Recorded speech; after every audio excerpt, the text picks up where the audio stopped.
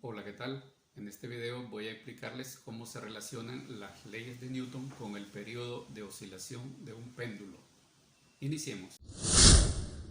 Analicemos cuando un péndulo lo sacamos de su posición de equilibrio. Primeramente observemos el péndulo que está en una posición de equilibrio. ¿Qué significa eso? Que se encuentra en un estado de reposo. Tenemos el péndulo, es una masa unida a un hilo inextinguible. Eso significa sin masa. Entonces, en este momento, si el péndulo está en reposo, se da el cumplimiento de la primera ley de Newton, ¿verdad? Bueno, aquí vemos la interferencia del aire, pero imaginemos que no hay ningún tipo de fricción. Entonces el péndulo está en reposo y se da el cumplimiento de la primera ley de Newton, que dice que todo cuerpo tiende a permanecer en su estado de reposo o de movimiento rectilíneo uniforme a menos que se saque de su punto de equilibrio o exista una fuerza que la saque del punto de equilibrio. Ahora, si yo saco el péndulo de su punto de equilibrio, ya sea para este lado o para este lado, tal como está en el gráfico, entonces lo que va a ocurrir es que inmediatamente va a generarse una fuerza restauradora. Esa fuerza restauradora es la que permite que se dé la oscilación del péndulo.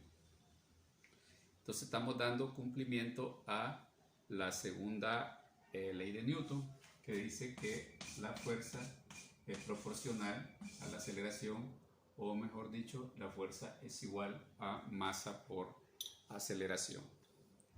Entonces, una vez que sacamos el péndulo de su punto de equilibrio y comienza a oscilar, vemos que hay una fuerza de acción, ¿verdad? Y luego viene la reacción, acción, reacción. A toda fuerza de acción hay una fuerza de reacción, que estas fuerzas no se anulan porque actúan sobre cuerpos distintos. Entonces vemos el cumplimiento de las tres leyes de Newton. Ahora, ¿qué relación tiene específicamente la segunda ley de Newton con el periodo de oscilación? De acuerdo a la segunda ley de Newton, decimos que la fuerza es igual a la masa por la aceleración. Entonces, cuando sacamos el péndulo de su posición de equilibrio, entonces vemos que hay un vector peso, masa por gravedad. Este vector, debido al ángulo, que es la amplitud, ¿verdad? La amplitud del péndulo, entonces lo que sucede es que este vector se descompone en dos vectores. Entonces, un vector que va a ser adyacente al ángulo θ'T', que va a ser en este caso masa por gravedad por coseno de θ', que es una fuerza que va en sentido opuesto a la tensión de la cuerda, Entonces aquí tenemos la cuerda, lo que es la longitud de la cuerda. Entonces, luego también va a haber otra fuerza, que es una componente rectangular de este vector, que es la siguiente, masa por gravedad por el seno de θ'T'. Entonces, este es el vector que va a representar la fuerza restauradora, es decir, esta fuerza que tenemos acá. Entonces, dicho eso, tenemos lo siguiente, la fuerza es igual a masa por gravedad. Entonces, ¿cuál es esta fuerza? Es la fuerza restauradora, o sea, masa por gravedad por el seno del ángulo, nos ponemos ahí θ', igual a la masa por, en este caso, habíamos dicho, la aceleración. Y esta es la aceleración tangencial, que no es más que la aceleración máxima, que ya la habíamos explicado en otro video. Entonces recordemos que la aceleración máxima está dada por la frecuencia angular por la amplitud, pero en este caso la amplitud es el ángulo θ. es el ángulo θ. Pero como se trata de una aceleración tangencial, y recordemos que la aceleración tangencial es igual a la velocidad angular al cuadrado por el radio, y en este caso el radio sería la longitud del cable. Entonces aquí falta la L. Entonces aquí vamos a poner que la aceleración angular va a ser la aceleración tangencial, perdón, va a ser la frecuencia angular al cuadrado por el ángulo θ por la longitud. Y esta sería la ecuación que describe el movimiento oscilante del péndulo. Entonces, aquí lo ponemos negativo porque viene en sentido opuesto, ¿verdad?, al desplazamiento. Pero a la hora de despejar, pues lo podemos obviar.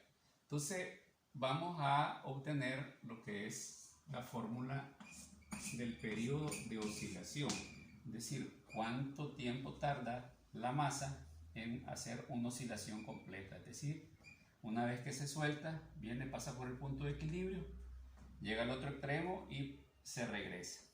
Entonces, una vez que realiza una oscilación completa, pues significa que ha barrido un ángulo de 2π. Entonces vamos a ver que ahí nos va a aparecer el ángulo de 2π radianes. Entonces lo que vamos a hacer ahorita es despejar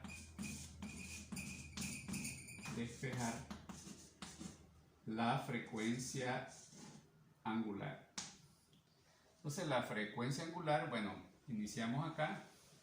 Entonces vamos a obviar el signo menos porque solo nos representa el sentido de la masa. Entonces cancelamos aquí, ¿verdad? Es decir, se simplifica y entonces despejamos. Ahora, un detalle, el ángulo θ', que es este que tenemos acá, se aproxima a este ángulo, es decir, hay una aproximación, porque este es un ángulo bien pequeñito. Entonces, seno de θ' es igual al ángulo θ, que es la amplitud. Entonces, lo que hace es aproximarse porque no hay mucha diferencia entre este ángulo y este, ¿verdad? Porque son ángulos, es un ángulo muy pequeño. Entonces, por lo tanto, aquí nos quedaría de la siguiente manera. Entonces, velocidad angular al cuadrado va a ser igual. Entonces, θ con longitud pasan a dividir ¿a quién? A la gravedad por el seno de θ sub'. Entonces, como esto es, asumimos que es igual, entonces cancelamos acá, ¿verdad? Se simplifica. Entonces, la fórmula de la frecuencia angular nos queda, frecuencia angular va a ser igual a la raíz cuadrada de gravedad sobre longitud. Una vez teniendo la frecuencia angular, podemos encontrar fácilmente la ecuación que nos permite calcular lo que es el periodo de oscilación. Entonces vamos a hacer lo siguiente. Recordando en el movimiento circular uniforme, la fórmula del periodo, que es 2π sobre frecuencia angular, lo que podemos hacer acá es reemplazar 2π sobre raíz cuadrada de gravedad sobre longitud. Entonces, eso significa que el periodo va a ser igual a 2π radianes por la raíz cuadrada e invertimos longitud sobre gravedad. Entonces, con esta ecuación yo puedo encontrar lo que es el periodo de oscilación de un péndulo. Entonces, ¿qué significa también esto? Que básicamente el periodo depende de la longitud del cable y de la gravedad, pero no depende de la masa. O sea que no importa la masa, simplemente es la longitud del cable y la gravedad lo que determina el periodo. Así que cada vez que te encuentres con un problema donde vayas a calcular frecuencia angular y periodo de oscilación, pues estas son las dos formulitas que se pueden utilizar.